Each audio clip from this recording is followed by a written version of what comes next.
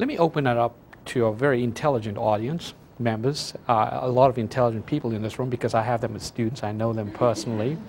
And I know they're going to ask great, wonderful questions. Notice I put you on the spot. Yeah, I always do, don't I? Yeah. Why don't you go ahead? This is such a great opportunity. Here you have people who are actually practicing what I've been teaching you in class. Please ask them some questions. My name is Belinda Ivins, and I'm a special education teacher, and I'm also the mother of a child with learning disabilities, and I want to commend you for what you're doing at Scales. I think it's wonderful. But I would like to know, as an educator and a parent, how did you handle it, or if you even had this problem, because I've heard this before in different schools. What about a parent of a general education student that might say, this is harming my child's education. You can't go as fast if you have these children, quote, in the classroom. And what about a teacher that is on the death march to the TCAP exam and says, I can't finish my SPIs because, you know, I have to slow down. Did you have any of these obstacles, and if so, how did you overcome them? I don't recall having too many of those obstacles, and I think that we have such a learning community at Scales. I think we have a really proactive administration and a proactive system, and we have things in place where we can show parents and show other teachers how effective what we're doing can be. And once the school system, the school itself gets on board with the inclusion model and we see progress, it doesn't take very long in most cases to get parents to see the success and see the actual benefit of what's being taught in the classroom with the inclusive student. And as far as teachers who struggle with the concept of we have to get to this point, we have to get these tests done or whatever, we're on this tight time frame, we are a very flexible group of people that can go in a collaborative effort and say, okay, I need this extra time for preparing for this test or whatever, and we're very, how can you say it, supportive of each other. If Miss Maddox has something going on in class and she's having to do some sort of testing or something where the class needs to be quiet so the test validity won't be hindered in any way, then she can call me, email me and say, Mr. Charlie, I've got a situation and we may need to keep the student in your room. Now, that doesn't mean the student stays in CDC and does nothing. That means if it was a social studies block during that 30 or 40 minutes, that's what we're going to be doing in my class. That student will be receiving what their IEP is asking for them to receive. And it's just it's a give and take. It's a scheduling animal that we will deal with on a daily basis. And I think once the community as a whole gets on board with the concept of inclusion and sees the positives of it, it's, you know, I'm all about being positive about it. And usually the parents are not the ones that are the issue.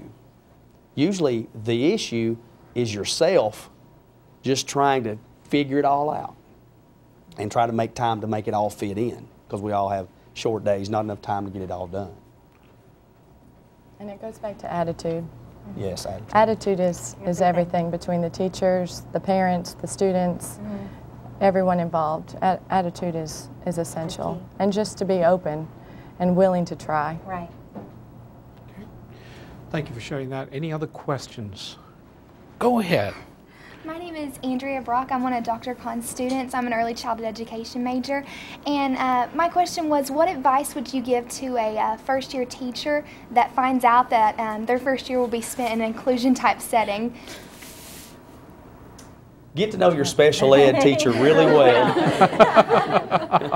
and put that schedule in place.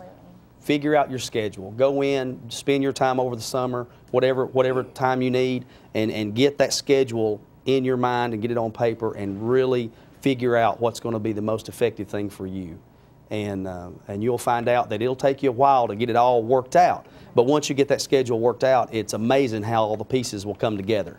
One tool I use too at the beginning, like he was talking about schedule, you'll use the pictures, you'll hear about the picture schedule if you get a child with inclusion through Triad. And at first, the student that I had last year, I looped, and the student did use a picture schedule and had to have that picture schedule. So you'd say, first we do this, then we do this, and that really is helpful. They're prepared for what's coming ahead, and that will be essential, especially for a first-year teacher, to have that schedule, to have that routine, that structure, and have that visual for that student. But then you'll see, and you feel so a triumph in somewhat when that child doesn't need to rely on that schedule, and you see growth. It may be baby steps, but you see growth, and you know that you're doing your job and you're doing something for that child. But you will want to start with a schedule, and a picture schedule is very, very helpful. And don't be afraid to ask if they have an assistant that will be coming into your classroom. That's okay to ask. No, don't be afraid to ask for help when you need it. Right. I come to him and will very honestly say, Yes. Charlie, I do not know what you would want me to do in this situation. What do I need to do to meet the needs of my student, our student? And that's it. It's not my student, it's not his student, it's our student. What can we do to meet his need, her need? Wow, that was beautiful. That was really good. Poetic. How about questions from this side? I know you have a question. Yeah, I've got one. Marshall Hodge here at Middle Tennessee State University, special ed major.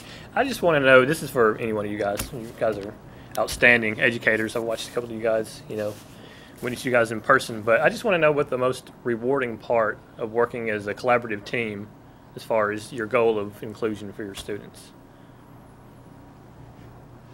Well, it's seeing growth in students who typically hasn't shown growth. Yes.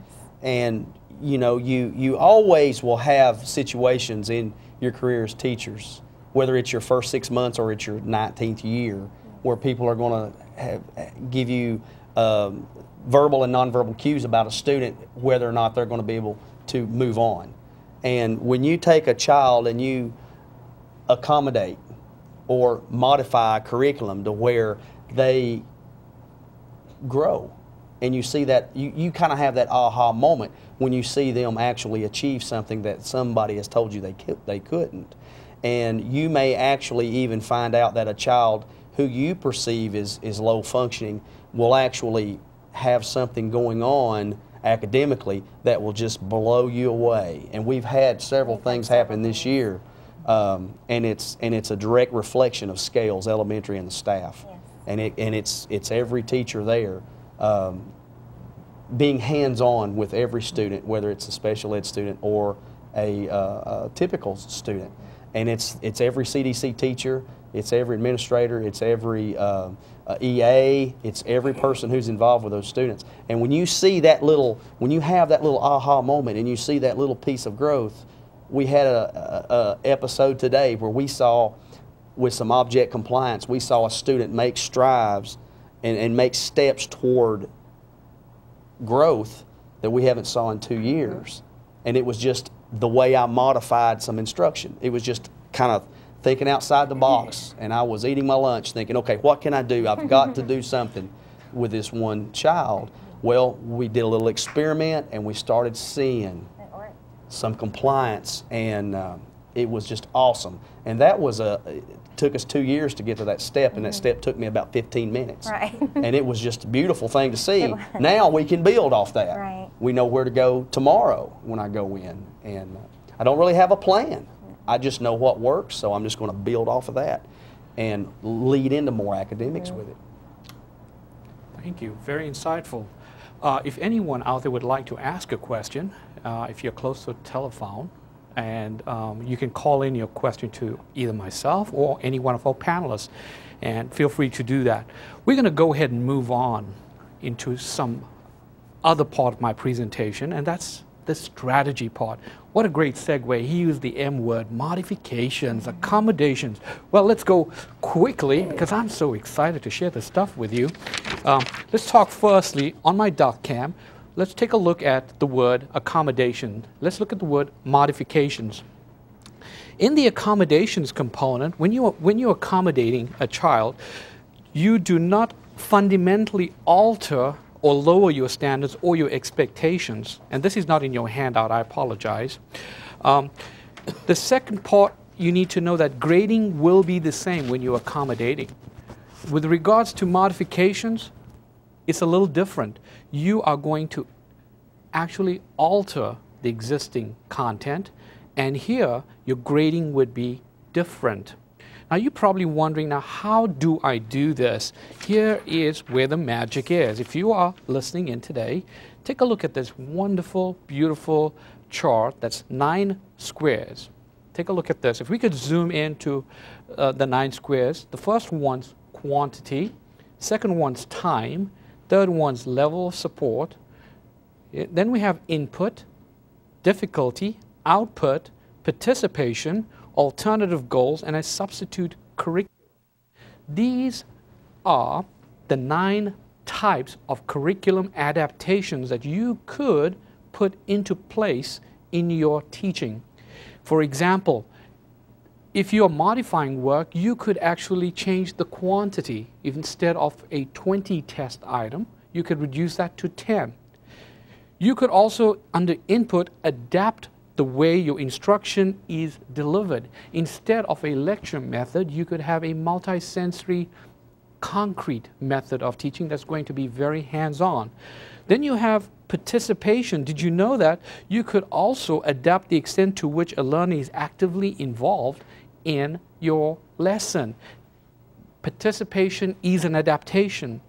Difficulty is the next piece you should consider when you're adapting your material. How difficult is this?